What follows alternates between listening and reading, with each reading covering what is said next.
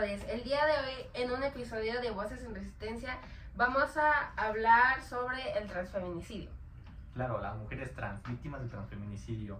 Prepárense para una conversación fuerte, profunda y potente. Bienvenidas, bienvenidos y bienvenides a un episodio especial de Voces en Resistencia. Hoy abordamos un tema urgente, el transfeminicidio en México, una realidad alarmante, dolorosa y aún invisibilizada. Nos acompaña Brian, investigador en estudios de género, y Gabriel, activista trans y defensor de derechos humanos. Bienvenido, Gabriel. Muchas gracias por la invitación. Es hora de alzar la voz y visibilizar estos problemas. Claro, es vital hablar de estos aspectos. La hipótesis que exploraremos el día de hoy es que el transfeminicidio es una forma extrema de violencia patriarcal y estructural contra mujeres trans, perpetuada por la impunidad y el abandono estatal. Nuestro objetivo es entender sus causas, características, consecuencias y explorar soluciones. Claro, el transfeminicidio no es solo un crimen de odio, es un síntoma de estructura que niega a las personas que son mujeres trans. La falta de datos oficiales, el maltrato mediático y la indiferencia institucional crean un clima de total impunidad. Exacto, y esto permite que quienes cometen estos crímenes lo hagan sabiendo que probablemente no habrá ningún castigo. ¿Cómo se vive esta violencia, Gabriel? Bueno, en cada espacio, en la calle, en el trabajo, en las instituciones, la violencia se manifiesta de todos los tipos, tanto de discriminación, cultural, política y económicamente. Claro, el problema está normalizado. La sociedad ha aprendido a ignorar el sufrimiento de las mujeres trans. ¿Qué conceptos creen que deben nosotros como sociedad entender? Feminicidio es el asesinato de una mujer por razones de género. Transfeminicidio es ese mismo crimen, pero contra mujer trans, motivado por odio, transfobia y misoginia. Claro, yo pienso que también puede ser la transfobia, estructural en el sistema que oprime a personas trans de todos los niveles, legal, social, económico y cultural. ¿Y qué creen que origina esta violencia o qué es lo que lo origina? Bueno, pues primero está la transfobia estructural, se nos niega la identidad, derechos y visibilidad. También la violencia patriarcal, a una sociedad que castiga todo lo que no encaje en su visión homogénica de género. Hay impunidad, la mayoría de los casos no se investigan ni se resuelven. Y la precariedad, muchas de nuestras mujeres trans no son empujadas al trabajo sexual sin acceso a la educación o a la salud. ¿Hay patrones comunes en este tipo de crímenes? Sí, crímenes brutales, con saña con señales de odio. A menudo se generaliza la víctima incluso después de su muerte. Y no se reconocen como transfeminicidio, más bien se clasifican como homicidios comunes, negando el móvil de odio. ¿Y qué tipo de consecuencias deja esto en la comunidad trans? Pues mira que son muchas, pero la esencial es el miedo, porque muchas no salen solas, muchos no usan transporte público y hay un dolor colectivo profundo. Y también la desconfianza en el sistema, ya que el Estado no las protege y se rompe un pacto social.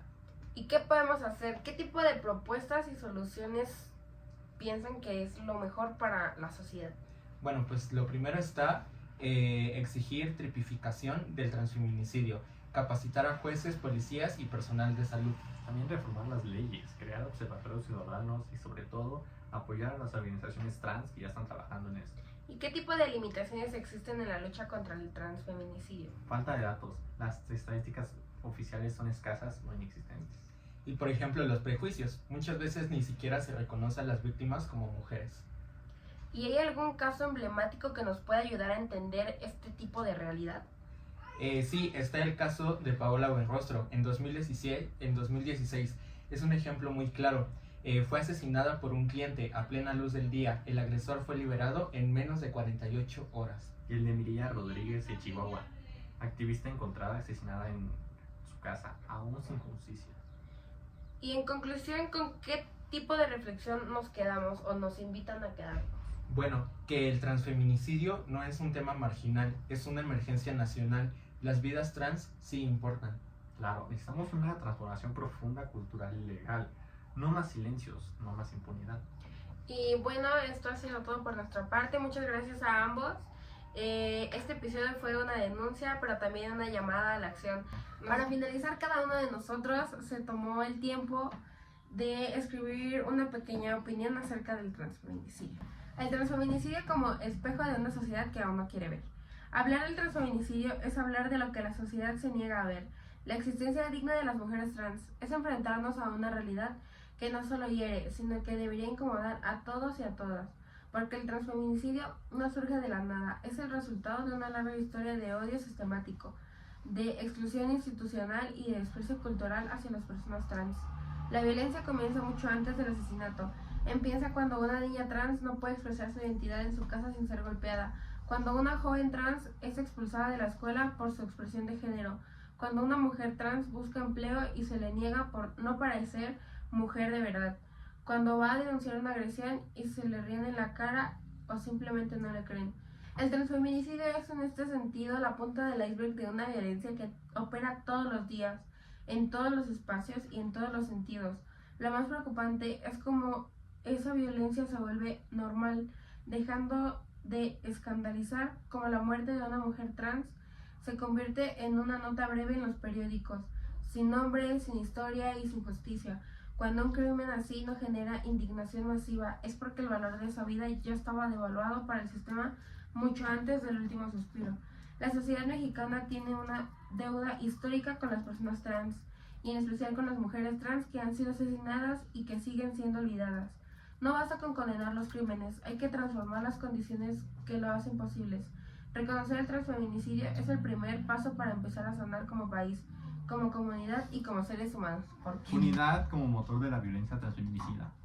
El transfeminicidio se perpetúa no solo por el odio social, sino también y sobre todo por la impunidad estructural que protege a los agresores y silencia a las víctimas. Es decir, el Estado no solo fracasa en proteger a las mujeres trans, también contribuye activamente en su vulnerabilidad al no garantizar justicia ni reparación. La mayoría de los transfeminicidios de México no se investigan adecuadamente. Las víctimas son marginalizadas en los informes forenses, en los medios de comunicación, incluso en sus propias actas de difusión. Sus cuerpos son despojados, no solo de la vida, sino también de su identidad. Y esto no es un accidente, es el reflejo de una profunda desinformación, prejuicio y desinterés por parte de las autoridades. ¿Cómo puede una mujer trans confiar en una policía que se burla de su identidad? ¿Cómo puede acudir a una fiscalía que ni siquiera reconoce el término transfeminicidio? Este desamparo institucional genera una cadena de complicidades tácticas, porque cuando el sistema no investiga, cuando no sanciona, cuando no reconoce, en realidad está diciendo tu vida no me importa. Además, hay que decirlo con claridad, el transfeminicidio no tiene un solo culpable, no es solo el agresor directo quien debe ser señalado, también son responsables los jueces que ignoran el contexto del odio, los legisladores que se niegan a tipificar el delito, los medios que ridiculizan y desinforman y también la sociedad que calla o voltea la cara. La impunidad no es solo un defecto del sistema legal, es una herramienta que alimenta el miedo y debilita la lucha por los derechos. Combatir el transfeminicidio implica una reforma profunda, transversal y urgente. Implica capacitar con perspectiva de género y diversidad a todo el aparato judicial, crear unidades especializadas, sobre todo garantizar que cada crimen contra una mujer trans sea tratado en el mismo rigor, respeto y humanidad que cualquier otro feminicidio. Ya para finalizar, lo dejamos con Gabriel, nuestro activista. Ok, yo también les tengo una opinión y recuerden que una de las grandes verdades incómodas del transfeminicidio es que afecta desproporcionadamente a mujeres trans que viven en contextos de pobre marginación y discriminación múltiple. La gran mayoría de las víctimas no son figuras públicas ni tienen acceso a redes de protección. Son mujeres racializadas, trabajadoras sexuales, migrantes sin acceso a la salud, educación o empleo digno.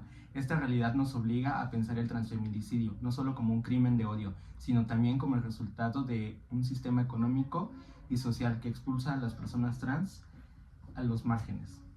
En México, ser mujer trans es para muchos una sentencia de exclusión desde el nacimiento. La falta de oportunidades laborales formales hace que muchas se vean forzadas a sobrevivir en contextos de altísima vulnerabilidad, como el trabajo sexual callejero, y no porque así lo elijan libremente, sino porque el sistema les niega todas las demás opciones.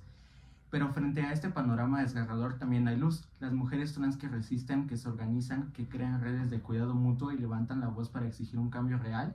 Esa lucha es digna, es poderosa y necesita ser acompañada. El transfeminicidio no se va a erradicar solo con leyes, aunque son necesarias. Se va a erradicar cuando como sociedad aprendamos a reconocer la humanidad plena de las personas trans, cuando garanticemos el acceso real a derechos básicos y cuando dejemos de mirar la diferencia como amenaza. Reconocer esto no solo es un acto de justicia, sino también es un acto de amor colectivo, porque al proteger las vidas vulnerables, protegemos también los valores más altos de nuestra humanidad. Y esto ha sido todo de este podcast. Nos escuchamos en el próximo episodio de Voces en Resistencia. Adiós.